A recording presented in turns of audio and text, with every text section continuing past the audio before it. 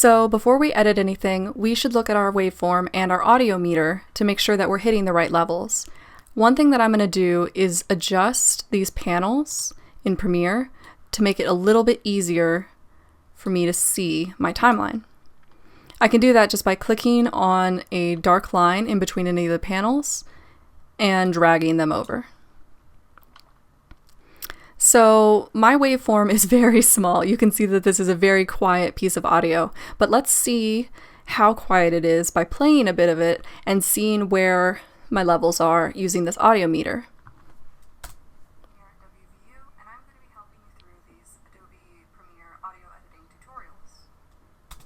So we can see that at the loudest point, it was maybe peaking around -18. Ideally, we want it to be around -6 and -12.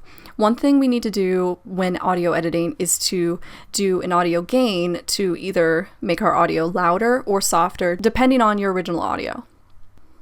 We want to make any adjustments to the levels now before we've started cutting up our piece, just so that in the end, all of our audio sounds the same. Now we can adjust our tracks volume in two ways. The first one is just by clicking and dragging on this white line that goes through the very center of your audio.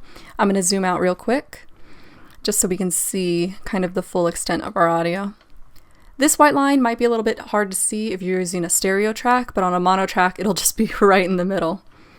I can click it and drag it up to raise my volume by, 3.58 decibels, or I can lower my volume by 620 decibels.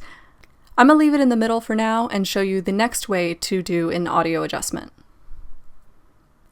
If adjusting the rubber band doesn't raise or lower your track's volume enough, or if you want to be more precise with adjusting your levels, you can right-click or control-click on your audio and then scroll all the way down and click on Audio Gain. I remember that my audio was sort of peaking around -18, more like maybe -20.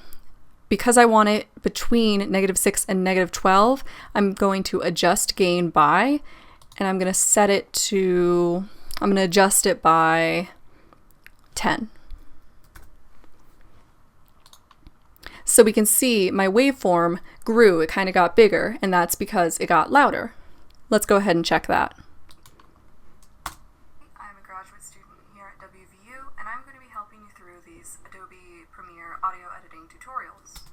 So we can see consistently I was right around, -8. It was just between -6 and -12, and that's what we want.